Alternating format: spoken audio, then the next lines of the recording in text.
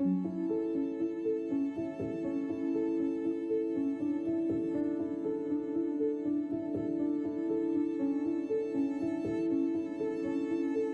was unemployed for well, 3.5, 4 years, and when I started there, even at 59, I was a shy little kid.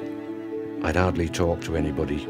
Over the time, his confidence has grown, his inner self-belief has grown, he's now reactivated, he's re-energised, and is playing a vital role in the work that we do here at the Arts Centre, but also is now sort of fully engaging back in the community again. Where I was, in a rut. Now, I like to think I'm in a good place. I think that what we have is an opportunity to help. What I think cultural organisations across Wales are about is about engaging the communities.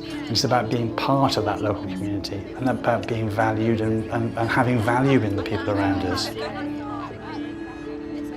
The themes about sort of well-being, about using arts and culture to alleviate poverty, to support other people who are coming in or aiming to come through into the jobs market. So things like our cafe or through maintenance, things like that, supporting then sort of people from our local community so that the arts and culture are actually an integral part of what's going on within our community.